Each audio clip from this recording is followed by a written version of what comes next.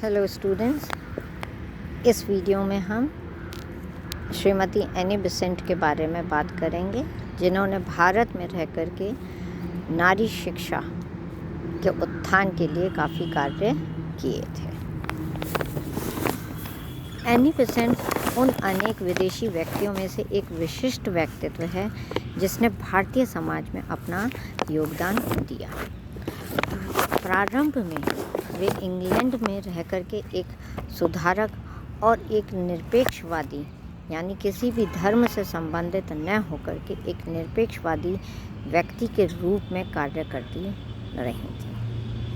1882 में इंग्लैंड में democratic rights के विरोध में अपनी भागीदारी देने के कारण वे काफ़ी प्रसिद्ध भी रहीं। 1890 में उनका झुकाव निरपेक्षवाद से हट करके थियोसॉफी की तरफ हो गया, यानी कि धार्मिक शिक्षा की तरफ हो गया था। 1800 और थियोसॉफिकल सोसाइटी उन्होंने इंग्लैंड में ज्वाइन भी कर ली थी, मैडम ब्लाटवर्स्की के साथ में मिलकर। 1893 में एनी बेसेंट भारत में आई, एक थियोसॉफिकल सोसाइटी की सदस्य के रूप में। भारत में वे होम रूल आंदोलन के लिए जानी जाती हैं और भारतीय राष्ट्रीय कांग्रेस के प्रेसिडेंट के रूप में भी उन्होंने यहाँ पे कार्य किया था और इसके माध्यम से उन्होंने स्वतंत्रता संग्राम में मुख्य राजनीतिक संगठनकर्ता के रूप में कार्य किया था। राजनीति में प्रवेश के पूर्व वे हिंदू युवाओं की धार्मिक शिक्षा में काफ़ी एक्टिवली जुड़ गए थे। वे जब इंग्लैंड से यहाँ आई थी तभी उनका मुख्य उद्देश्य भारत में जो शिक्षा का स्तर इतना पिछड़ा हुआ है, उस शैक्षणिक स्तर को बढ़ाने के लिए स्कूल कॉलेज खोलने की कोशिश के लिए ही वे यहाँ पर आई थी।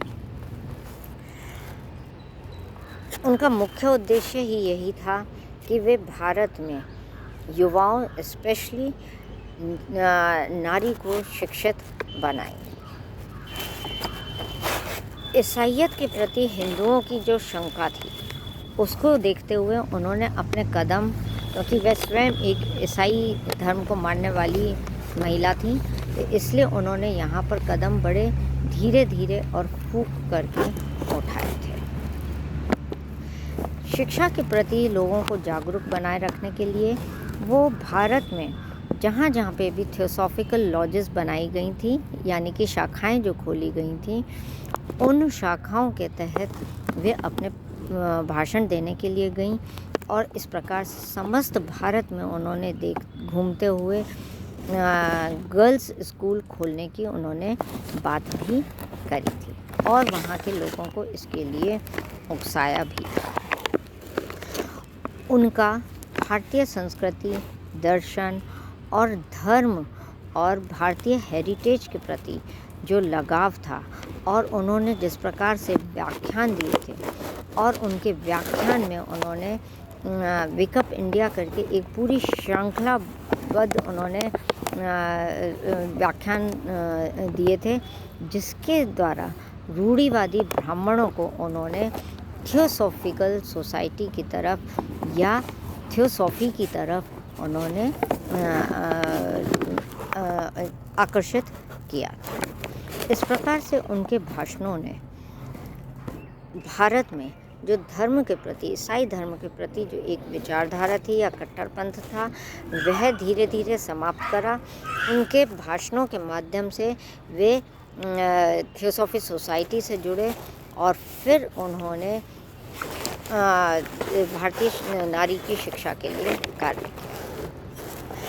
उन्होंने पितृसत्ता के विरुद्ध सावधानी से विरोध किया और सुधार की राह पर चलकर उन्होंने आवाज़ उठाई कि स्त्रियां सार्वजनिक रोजगार के क्षेत्र में पुरुषों की प्रतिद्वंदी नहीं हो सकती हैं या शत्रु भी नहीं हो सकती हैं, बल्कि वे उनके साथ समान तरह से कार्य करके आगे बढ़ सकती हैं। 1903 में हम देखते हैं कि थियोसॉफिकल सोसाइटी में जो उनके भाषण थे और उन भाषणों के साथ साथ उन्होंने भारतीय लड़कियों की शिक्षा पर पैम्फलेट बांटने भी शुरू किए और इन पैम्फलेट में उन्होंने लड़कियों की शिक्षा पर जोर दिया और नारी सशक्तिकरण के लगातार प्रयत्न की आवश्यकता पर भी उन्होंने जोर दिया।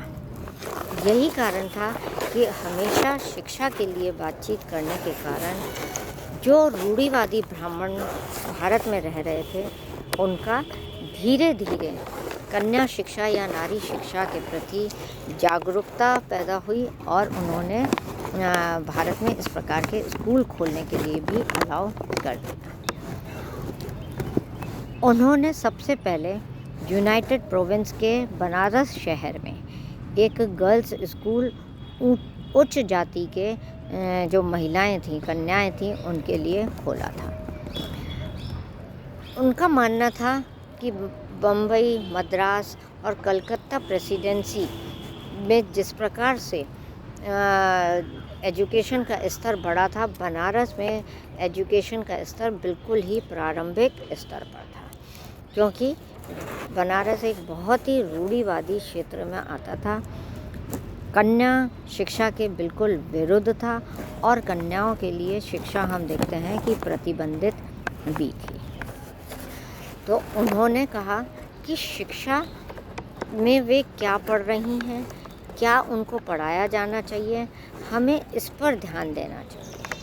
और उनके इसी प्रयत्नों से प्रभावित होकर के वे रूढ़िवादी जो अब तक उनसे दबे हुए थे, वे अब आगे आए और उन्होंने एक नारी को स्वतंत्र और एक आदर्शवादी बनाने की प्रयत्न प्रारंभ करें। हम देखते हैं कि इसके पश्चात उन्होंने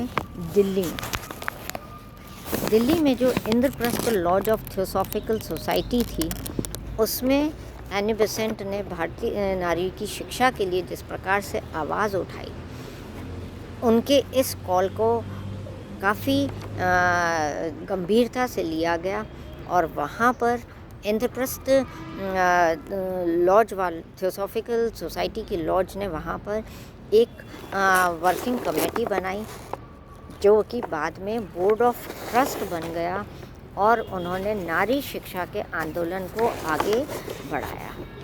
इस प्रकार दिल्ली में इंद्रप्रस्थ हिंदू कन्या शिक्षालय यानी कि हिंदू गर्ल्स स्कूल जो था वह सबसे पहले खुला 1904 में दिल्ली में स्थापित किया गया, जो आगे चल कर के आज हम उसको Indraprastha college for women Delhi में जानते हैं।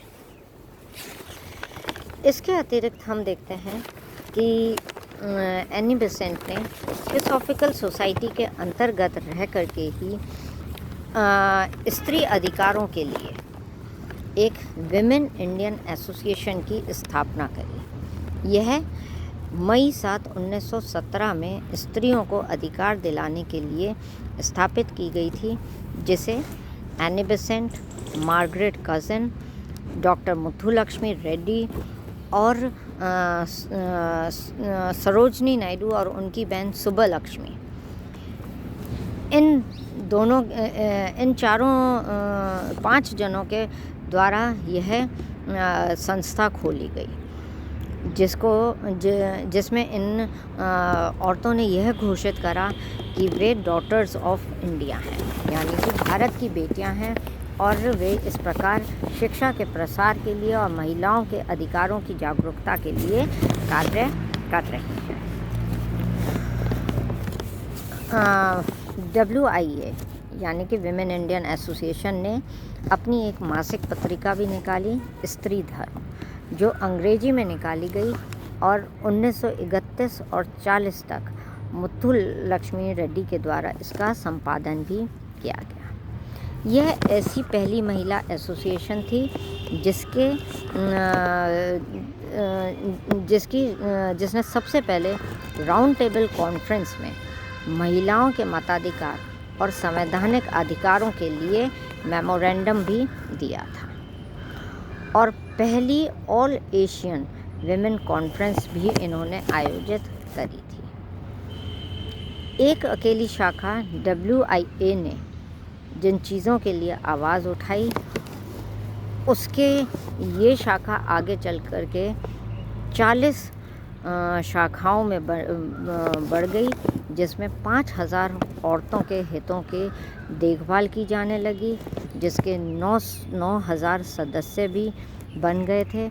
और इसका उद्देश्य यह बनाया गया कि सामाजिक आर्थिक लाभ स्त्रियों को मिलता रहे। प्रारंभिक 20वीं सदी में WIA ने सामाजिक बुराइयों के विरुद्ध उन्होंने जंग छेड़ दी थी, जिसमें लड़कियों में शिक्षा का अभाव को दूर करना था, बाल विवाह को रोकना था और वोट देने के अधिकार के लिए उन्होंने संघर्ष प्रारंभ करा था।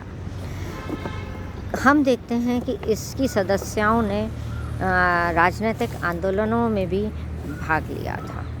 1917 में जब एनी बेसेंट को गिरफ्तार कर लिया गया था, तब इसी के कार्यकर्ताओं ने उनको छुड़ाने के लिए संघर्ष भी किया था। इसके अतिरिक्त एनी बेसेंट ने 1918 में एक मद्रास संसद शुरू करी। मदनापल्ले में उन्होंने कॉलेज खोला। अडियार में उन्होंने आर्ट्स लीग का शुभारंभ किया। बम्बई में उन्होंने होम रूल आंदोलन प्रारंभ करा। बनारस में उन्होंने एक गर्ल्स कॉलेज खोला। इसी तरह से orders of brothers of services की उन्होंने नींव डाली।